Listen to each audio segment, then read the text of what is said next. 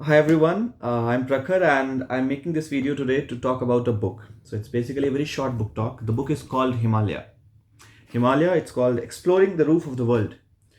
Of course, we know that Himalayas and Tibet is called the roof of the world. The highest peaks of the world lie there, and the Tibetan Plateau basically is the roof of the world, the highest plateau of the world. I got this book last year from the book fair of Delhi, जो प्रगति मैदान में लगता है हर साल.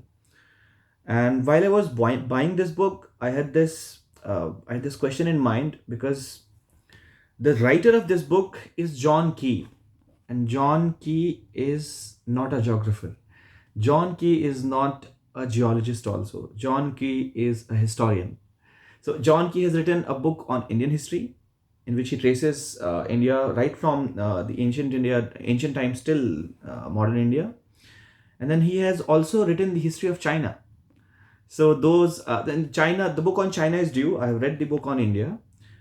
So since I had already read John Key, and when I saw the book written for Himalayas by a historian, it piqued my interest because I, I mean, simplifying things, I can say that I know basic things about Himalayas geography, how it was made, what are its basic features, how are peaks aligned, and how the biomes of Himalaya offer a diversity, and what are the different regions, the Kashmir Himalayas, Punjab Himalayas, and then Kumaon Himalayas, and Garhwal Himalayas, and then there is Nepal Himalayas, Bhutan Himalayas, whatever. Then there is Assam Himalayas, the northeastern ranges. So about the diversity of different regions, what different regions offer, how the western peaks are broader, how the eastern peaks are thinner. So all those things I have studied basically in geography, which what every school level student would do till grade 12th or in graduation. But this is of utmost importance for me, of utmost interest to me, because here is a writer who is going to portray Himalayas historically, and I had never expected any such description. I've never read any such description till now of Himalayas. Himalayas मेरे life में बड़ा important इसलिए रहा है क्योंकि पिछले 5-6 साल से लगातार एक फैसिनेशन रहा है हिमालयस को लेकर. बीच में for 6 months, 6 odd months I was continuously there. I was living in Himalayas, traveling throughout. So I also got a chance to be there for a while. And सबसे बड़ी खूबसूरती हिमालयस की ये है कि हिमालयस में हर किस्म के जोग्राफिकल क्या बोलेंगे उसे, जोग्राफिकल हर किस्म की टोपोग्राफी आपको मिल जाएगी, हर किस्म की जोग्राफिकल लैंड मास मिल जाएगा आपको. आपको वहाँ पे डीप गॉर्जेस मिलेंगे, यू शेप्ड वैलीज मिलेंगी, वी शेप्ड वैलीज मिलेंगी, आई शेप्ड वैलीज मिलेंगी, and all of a sudden एक प्लेन आ जाएगा. सो हिमालयस के अंदर प्लेन्स भी हैं.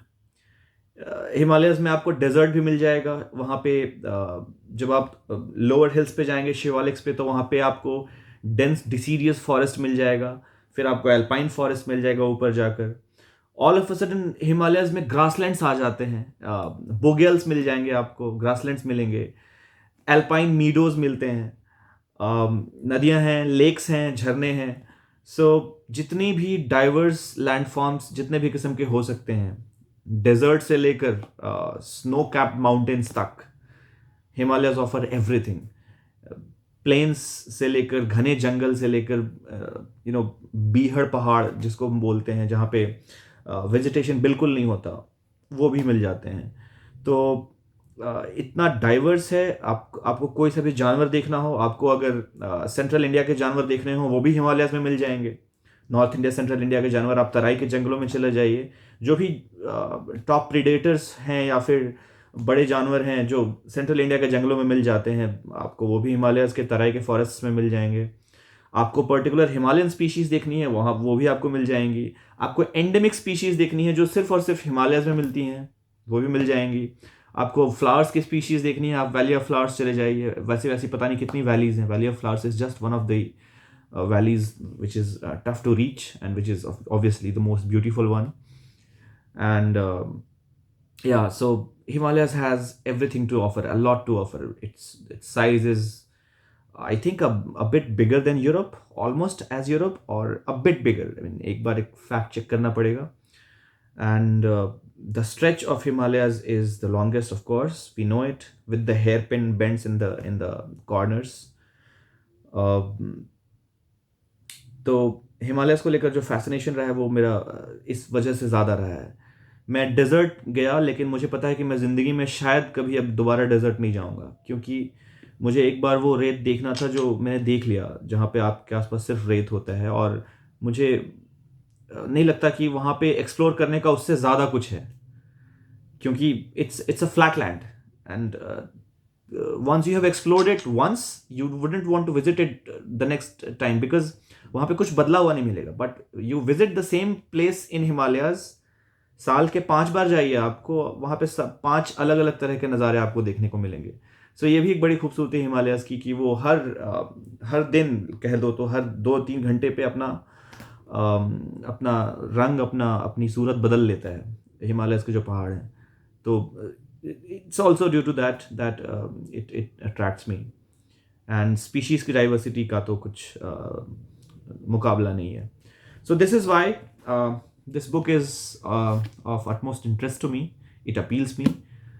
A book on a geographical wonder written by a historian. So I don't know whether to call it a historical geography or a geographical history.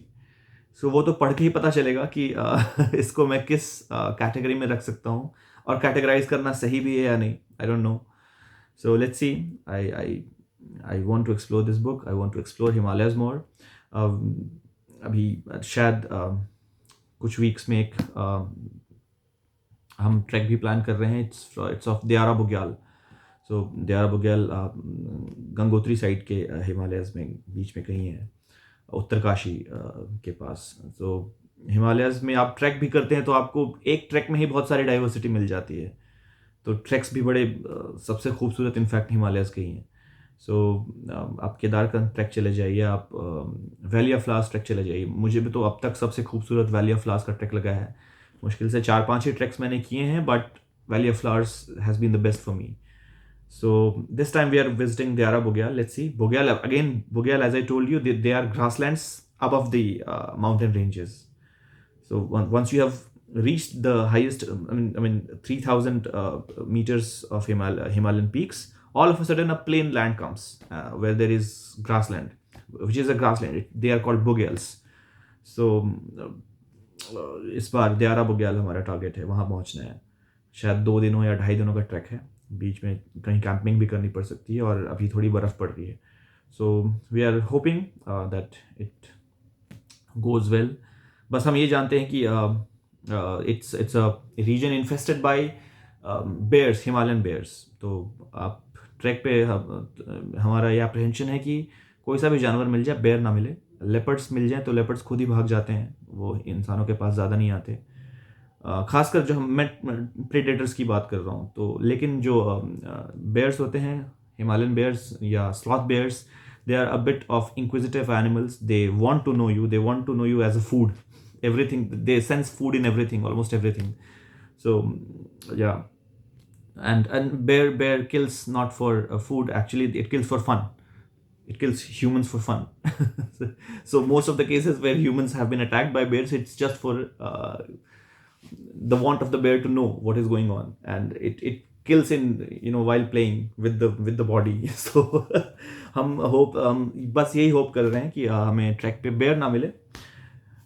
So that's it. I'm going to read this book now, and अगर कुछ अंदर बेहतर चीज़ें मिलती हैं जो worth describing हैं, then I'll come back to making these videos all over again.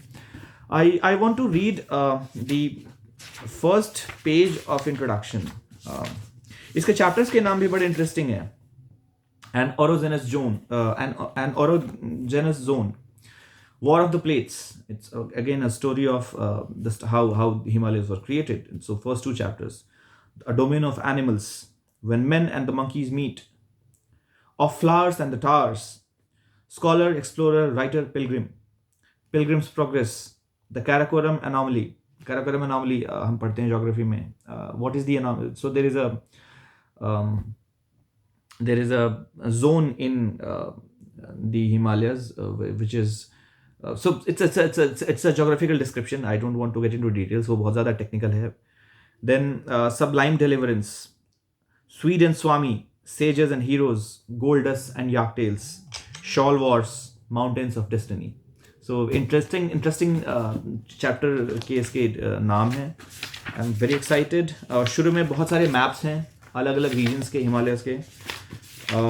And then of course the preface, which I want to read, the first page. It's like the preamble.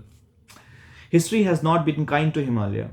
Those acquainted with our spherical planet's most spectacular protuberance have been tempted to appropriate it.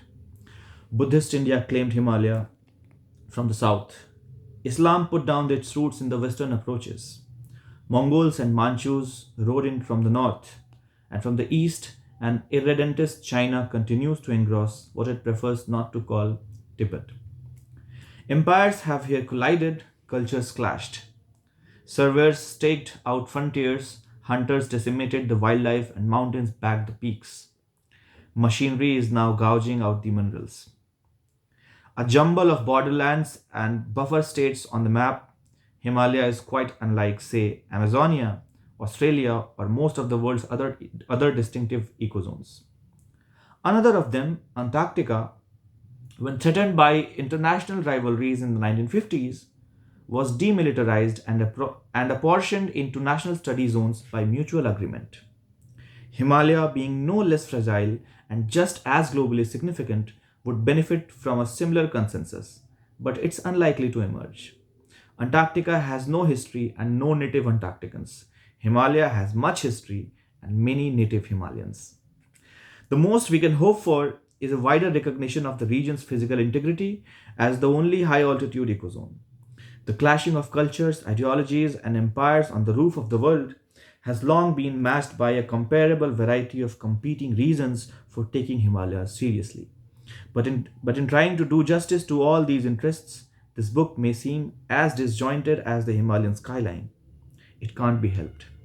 Transitioning from geology and paleontology to mysticism and mountaineering by the way of archaeology, monastic warfare, and exotic communities cannot be expected to be seamless.